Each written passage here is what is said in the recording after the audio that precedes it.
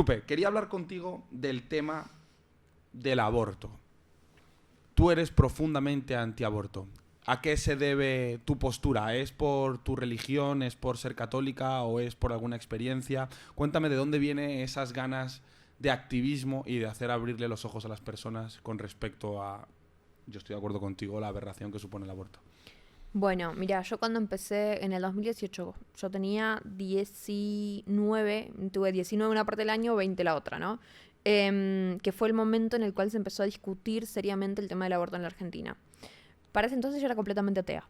Y de hecho, muchos de los... No estaba bautizada, yo me bauticé en el 2020. No, ¿en Eh, serio? sí. O sea, no eres de familia católica. Mis papás son católicos, pero no crecieron en casas de donde hubiera una práctica religiosa. Entonces, recién ahora de grandes están empezando a vivir la práctica religiosa en familia. O sea, qué interesante. O sea, tú eres una católica conversa prácticamente. Sí, o sea, yo me bauticé en el 2020 y me convertí en el 2020. No lo sabía, fíjate, muy curioso. Y eso también tuvo que ver mucho con el éxito de por qué me empecé a ser tan conocida. Vos imagínate que yo era joven, estudiante universitaria, universidad pública, egresada Nacional de Buenos Aires, que es un colegio recontra progresista allá en Argentina, y prohibida.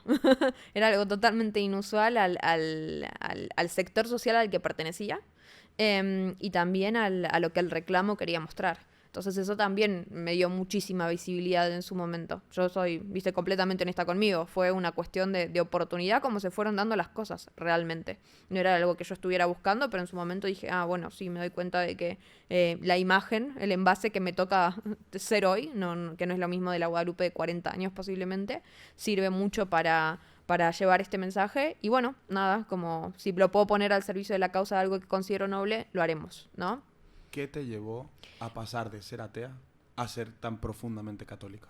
En el 2020 leí una tesis va una tesina en realidad, que me convenció.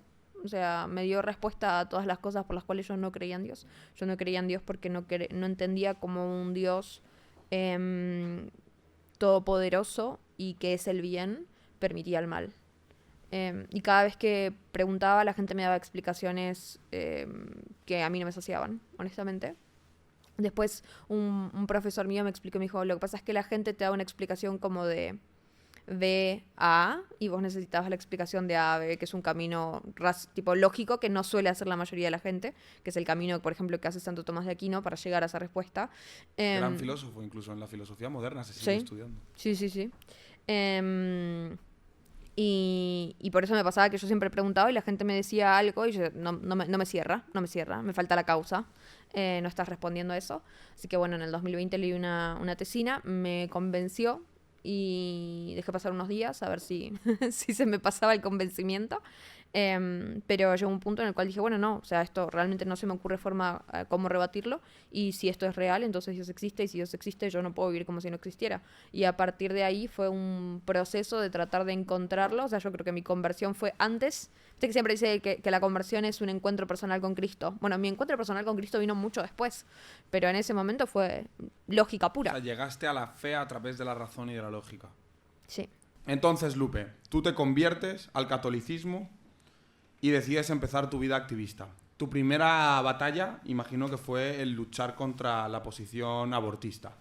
¿Cierto? Sí, o sea, yo empiezo el activismo y 2 años después me convierto.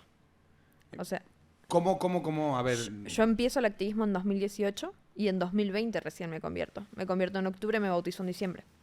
entonces, aquí el asunto es, tú primero te diste cuenta de que el aborto estaba mal y luego te haces católica. Sí. ¿Qué fueron los datos, las evidencias que te hicieron ver el aborto como un mal? Bueno, hay varias cosas. En primer lugar, mi mamá se quedó embarazada cuando tenía 15 años. Era tipo el antirrelato de todo. Clase media alta. ¿De ti o de tu hermano? De mi hermano mayor. Vale. Clase media alta, padre juez, madre universitaria, una situación económica muy, muy acomodada. Y en la casa de mi mamá era una realidad muy habitual que cuando una hija se quedaba embarazada de pronto, que hubo mucho embarazo adolescente, o mi abuela mismo se quedaba embarazada en un momento que consideraba inconveniente, la vía era el aborto. Y hubo muchísimos abortos, decenas de abortos, porque además eran muchas mujeres en la casa. Mi abuela habrá tenido 5 o 6 abortos, una cosa por el estilo, para que te puedas mentalizar, ¿no? Provocados, ¿no? Provocados. Y de hecho mi mamá nace porque el médico le dice a mi abuela, no, basta de abortos, o sea, esto pone en riesgo tu vida, o sea, la vas a tener que tener. Y bueno, en este escenario, donde el aborto era una realidad, pero además en las mejores clínicas de Buenos Aires, no te creas que se le abortó con percha y perejil. No era ilegal. Era ilegal, pero también existió siempre el aborto clandestino en buenas condiciones, por así decirlo, ¿no? Como... Vale, era clandestino, pero con todas las comodidades posibles. Claro, exactamente. Siempre, ¿viste? Siempre el que lo puede pagar tiene una forma de hacer las cosas de manera ilegal, pero resguardándose lo más posible. Y cuando mi mamá se queda embarazada, la solución que proponen mis abuelos, sobre todo mi abuela, es que aborte. Y mi mamá es la primera en su familia en decir que no. Y eso le valió que la echaran de la casa, tener que salir a valerse por sí misma, conseguir trabajo cuando una persona muy inútil, honestamente, porque venía de una realidad económica muy, muy acomodada. Y bueno, ese fue mi hermano mayor. Entonces yo desde el momento, o sea, en mi casa siempre nunca fue ni tabú ni algo dramático, pero siempre se supo cuál era la realidad. Mi hermano nació en este contexto y desde chica, no sé, cuando uno empieza a entrar en la pubertad, mi mamá nos agarraba a todos, tenía la conversación. Y la conversación era, si vos querés hacer cosas de adultos, yo no te lo puedo impedir, ¿no? Pero sabe que cosas de adultos requieren soluciones de adultos y el aborto no es la solución responsable de un adulto, ¿no? Entonces, bueno, nada, como que siempre hubo una educación moral en ese sentido, ¿no? En cuanto a los valores. A medida de que fui creciendo, por ejemplo, me acuerdo en el 2014, mientras todavía estaba en el secundario, hubo un debate sobre aborto bastante candente en la Argentina, que no llegó a ser debate legislativo, pero ya en ese momento yo me acuerdo que mi tema de monografía lo había decidido hacer en base a justamente esto, y había empezado a recolectar algunos datos como más... jurídicos, biológicos con respecto a esto.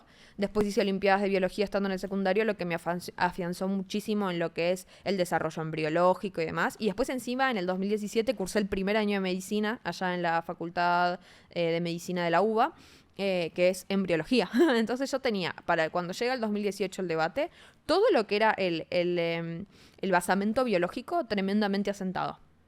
O sea, súper bien. No necesitaba que me lo vinieran a contar o ir a reponerlo en ese momento. Datos extra que había ido recolectando, una postura moral muy firme y a partir de ahí empecé a investigar. Empecé a investigar de curiosa porque me aparecían las cifras de 1 de cada 3 mueren de 500.000 abortos clandestinos y me parecían dudosas. Entonces me puse a investigar sola por mi cuenta, así de manera autodidacta como lo sigo haciendo hasta el día de hoy. Y los números no me cerraban y contrastaba con la situación internacional, ¿no? Con hechos históricos, con estadísticas actuales, con la legislación, y no me cerraba, y eso fue haciendo que sintiera la necesidad de hablar, porque decía, esto no cierra.